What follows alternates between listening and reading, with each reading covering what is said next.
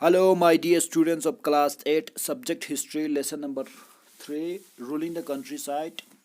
In the ruling the countryside, we have been discussing about how the company becomes a diwan, how the company get their diwani rights from Shah Alam II, the Mughal emperor.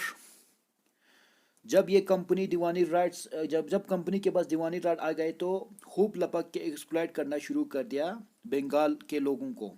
Exploit किया तो peasant परेशान, artisan परेशान और पूरा का पूरा बंगाल परेशान। जब अंग्रेज़ों के पास दीवानी के हक आ गए थे 12 अगस्त 1765 को, तो अंग्रेज़ों ने क्या किया, बंगाल के लोगों को एक्सप्लॉइट करना शुरू किया।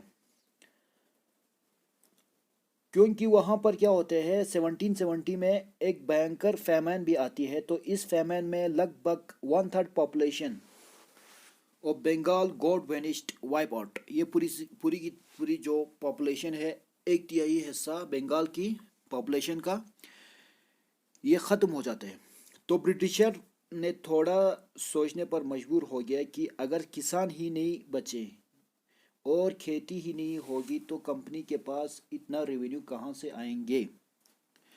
क्योंकि कंपनी को क्या चाहिए थे, सिर्फ रेवेन्यू चाहिए थे। अब यहाँ पर ब्रिटिशर को ऐसा लगा कि एग्रीकल्चर को कैसे इम्प्रूव किया जाए।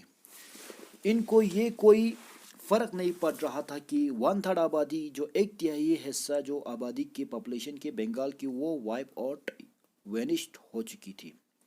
इनको सिर्फ और सिर्फ रेवेन्यू कलेक्ट करने से मतलब था। अब जो बंगाल की इकोनॉमी आहिस्ता आहिस्ता र्यून्स या बर्बाद हो रही थी। अब यहाँ पर ब्रिटिशर ने ये सोचा कि ना रेवेन्यू आ रहे हैं और साथ ही साथ इकोनॉमिक क्राइसिस भी चल रहे हैं और पीजेंट अपने ड्यूज भी, अपने टैक्स भी पे नहीं कर पा रहे हैं। तो कंपनी की ऑफिशियल ने सोचा इन्वेस्टमेंट किया जाए लैंड में। अब लैंड में इन्वेस्टमेंट करने से क्या होगा, एग्रीकल्चर भी इम्प्रूव होगा। तो अंग्रेज़ों ने क्या किया, इसके बारे में हम जान लेते हैं। तो उन्होंने कुछ ऐसे पॉलिसी बनाए, ऐसे क्वेश्चन पे डिबेट किया और फाइनली एक पॉलिसी को इंट्रोड्यूस किया। पॉलिसी का नाम क्या था, परमानेंट सेटलमेंट। तो उन्होंने ये पॉलिसी 1793 में इंट्रोड्यूस किया। इस परमानेंट सेटलमेंट को किसने पेश किया, चार्ल्स कॉर्नवालिस। चार्ल्स कॉर्नवालिस, ये जो चार्ल्स कॉर्नवालिस कौन है, ये गवर्नर जनरल रहे हैं इंडिया के। जो चार्ल्स कॉर्नवालिस है, इसने परमानेंट सेटलमेंट को इंट्रोड्यूस किया था 1773 में। तो ये भी क्वेश्चन बार बार पूछे जाते हैं कि परमानेंट सेटलमेंट किसने इंट्रोड्यूस की थी।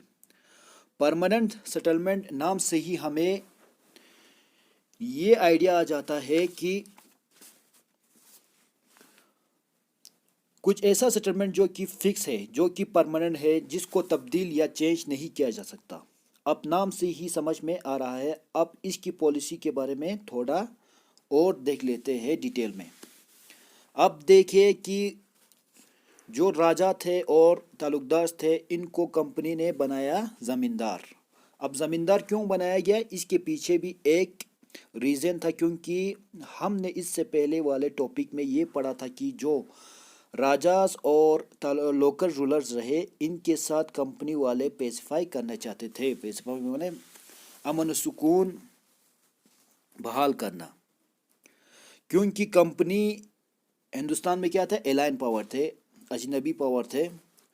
इंडिया में तो अंग्रेज़ों ने ये सोचा कि जो लोकल रूलर को प्रॉपरली एलिमिनेट नहीं किया जाए ताकि इनको कॉलोनाइज किया जाए। तो अंग्रेज़ों ने इस तरीके से जो राजास और तालुकदार को कंट्रोल किया। राजा और तालुकदार को पेसिफाई हो जाए, इसलिए इनको यहाँ के ज़मींदार बनाए गए। और एक रीज़न ये भी था कि जो लोकल रूलर है, इनको पता है कि लैंड्स को किस तरीके से इम्प्रूव किया जा सके। तो इस तरीके से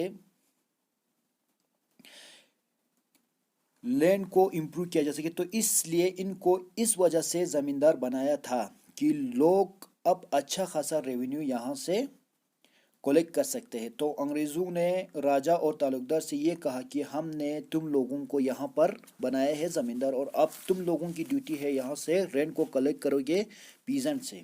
کمپنی نے کہا ہوگا زمیندار کو، آپ لوگ زمینداروں کو کہا کہ آپ لوگ کو 1000 روپیز جمع کیجیے پیزنٹ سے، کمپنی نے یہ کہا ہوگا۔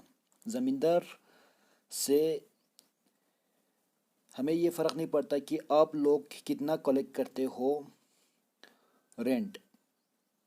ایسا کس نے کہا ہوگا؟ کمپنی نے زمیندار کو کہا ہوگا کہ ہمیں صرف 500 روپے چاہیے۔ یہ 500 کیا ہوگا؟ فکس سیٹلمنٹ ہوگا، نہ اس سے زیادہ بڑھیں گے نہ گھٹیں گے، چاہیے آپ پیزنٹ سے 1000 روپے کلیکٹ کرو یا 2000 کلیکٹ کرو۔ یہ صرف ایک ایگزامپل کے طور پر میں نے آپ لوگوں کو سمجھایا۔ ساتھ ہی ساتھ انگریزوں کو لگا کہ اس سے زمیندار کے بھی حوصلہ افزائی ہوں گے، انہوں نے جو فکس سیٹلمنٹ رکھا تھا اس سے زمیندار کو فائدہ ہوگا، تو انہوں نے کہا کہ ہمیں اچھا خاصا ریونیو ملیں گے، اور ساتھ ہی ساتھ جو زمیندار ہے ان کو انکریجمنٹ ہوگا کہ وہ اپنے طریقے سے لینڈ کو بہتر بنا سکے، کیونکہ جو اماؤنٹ ہے نا وہ کبھی بھی انکریز نہیں ہوگا کمپنی کی طرف سے، اور زمیندار کو بہت زیادہ بینیفٹ ہو سکتا ہے لینڈ سے۔ مگر یہ پالیسی فیل ہو گئی، کیونکہ فیل ہو گئی اس کے بارے میں، جو فیل ہونے کی جو کارن ہے اس کے بارے میں ہم نیکسٹ ٹاپک میں پڑھیں گے۔ That's all for today, thank you very much. اس کے سارے پرابلم سے that's all for today, thank you very much.